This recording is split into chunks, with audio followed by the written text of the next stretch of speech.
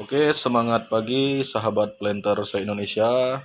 Ya, banyak kawan-kawan bertanya, diskusi ya seperti apa sih contoh bibit abnormal di MN. Ya, karena banyak kawan-kawan yang merasa ketika beli bibit jadi usia 12 sampai 16 bulan kok banyak bang bibit abnormal tertanam, bibit jantan, daun keriting yang tidak produktif sehingga waktu kita melakukan penanaman dan pemupukan semuanya jadi sia-sia ya. Nah, semua akan kita kupas di sini ya. Pertama, itu bibit abnormal terdiri dari berbagai macam kategori. Ya, dia ada namanya lim, pelepah dan helai daun tampak lemas, secara keseluruhan bibit tampak layu dan lemah ya. Ada flat top, bibit dengan daun muda lebih pendek dari daun yang lebih tua sehingga tampak mendatar pada bagian atas. Adanya baren, dikenal dengan bibit steril, tumbuh tegak dan kaku dengan daun yang membentuk sudut yang tajam.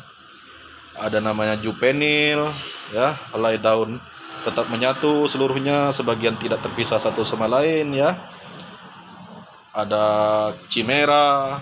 Nah, saya tidak bisa baca satu persatu, tapi kita akan langsung lihat di sini ya. Mungkin di sini nggak semuanya yang ada sebagai sampel, tapi lumayan lah untuk edukasi dan berbagi pengalaman kepada teman-teman semua ya. Nah, ini salah satu contoh bibit normal ya, usia 6 bulan. Bonggolnya besar ya. Daunnya mekar, lebar, hijau ya. Ini. Nah, dan ini juvenil ya. Dia tidak terbuka, ini abnormal ini ya. Mengerucut ke atas ya. Beda deh. Ya. Sangat beda. Ya. Nah, dan ini namanya bibit kerdil kawan-kawan ya. Nah, bibit kerdil ini banyak macam juga dia. Ada yang keriting ya. Kerdil keriting. Ada juga dia kerdil normal ya. Ini contoh kerdil usia 6 bulan, ini termasuk abnormal. Dan ini chimera ya. Kalau dilihat secara visual kawan-kawan, ini tampak seperti bibit normal ya. Nah, cuma ada dia yang membuat dia nggak abnormal ini. Membuat dia abnormal ini ya. Daunnya warna kekuning-kuningan, bulai ya. Kalau dari bonggol apa semua ya, ya termasuk hampir sempurna lah ya. Biasanya yang chimera ini kalau orang jual bibit umur 4 bulan, 14 bulan, 16 bulan, dia main pangkas. Kalau dipangkaskan daunnya nggak nampak chimera ya. Nah, itu yang kita ketakuti.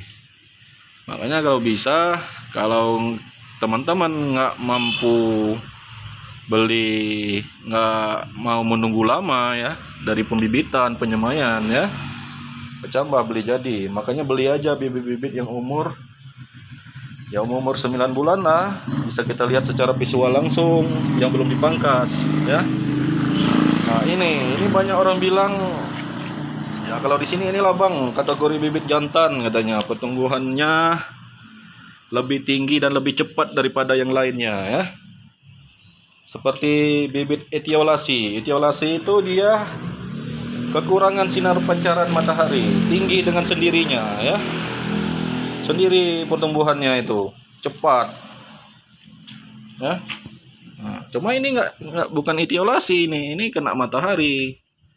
Nah, ini salah satu bibit abnormal ya. Ini jangan ditanam, kalau ditanam ini sia-sia lah ya. Nah, kalau yang satu ini overdosis pemupukan ya. Waktu kemarin ya kebetulan lah, malum lah yang siram ini kan orang lain ya. Kebetulan saya waktu itu di luar kota. Ini overdosis pupuk urea ya. Contoh overdosis pupuk urea ya. Makanya kalau mau bikin larutan urea dengan kandungan nitrogen, dilihat dosisnya, jangan sampai over, dan dilarut betul-betul rata ya. Jangan sampai masih ada gumpalan. Nah, bukan cuma urea, overdosis pupuk banyak, bisa KCl ya, KCl, MOP ya, MOP, kalium, bisa juga NPK. Kalau kena daun ini ya, daun dia akan kering seperti ini, bukan selalu daun kering ini selalu dengan hama, enggak. Overdosis pemupukan itu bisa akhirnya timbulnya kerdil dan dia stres ya.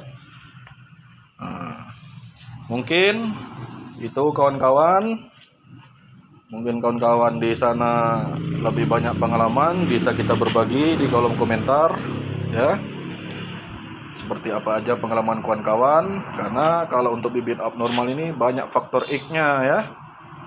Dari media tanamnya bisa, pupuknya tidak tepat waktu bisa ya. Nah, jadi banyak faktornya. Cuma saran saya sebagai planter ya, sebagai berkecimpung di dunia perkebunan kelapa sawit, saya harap kawan-kawan lebih selektif, jangan tergiur dengan bibitmu murah ya. Belilah bibit yang harganya masuk akal dan hitungan matematika kita ya masih cukup untuk kantong kita dan sesuai dengan harga bibit pada umumnya ya. Oke kawan-kawan, mungkin itu aja dari saya. Terima kasih.